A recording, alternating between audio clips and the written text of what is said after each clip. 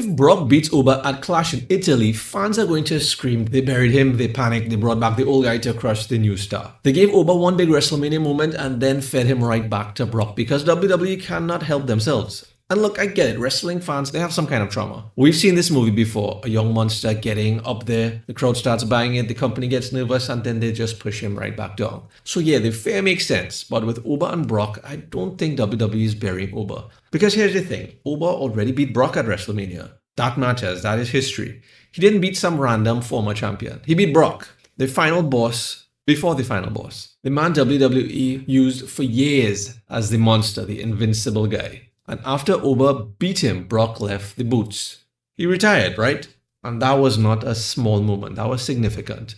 But then he came back. Brock did not come back like he had nothing to prove. He came back like some man who was embarrassed. That is an entirely different story. This version of him is crazy because he's not fighting to just win a match anymore. He needs to erase the fact that he lost, and he lost that bad. As a matter of fact, I think he's going to be trying to delete WrestleMania from history. But that means his match has to be epic. It has to be an epic win for him. But is that going to be the case? I don't know yet. But how does Brock even win? Because that detail is going to change everything. If he has to survive Oba more than defeat him, if Heyman has to play a role, Brock should not beat Oba like a man beating a wrestler, any wrestler. Brock should beat him like a man escaping some kind of a disaster. There's a difference, and that is the version that I think WWE needs. Picture this, Brock hits the F5, Oba kicks out. Maybe he hits like 3 or 4 more, like he did on Raw. But then Oba kicks out again and again.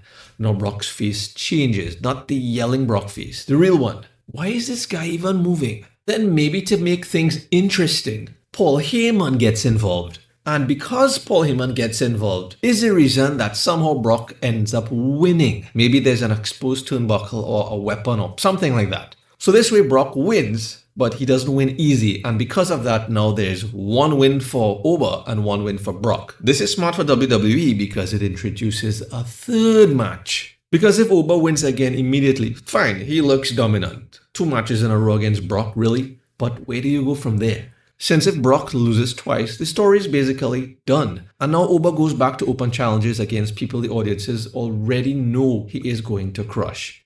So that's setting up Oba to fail.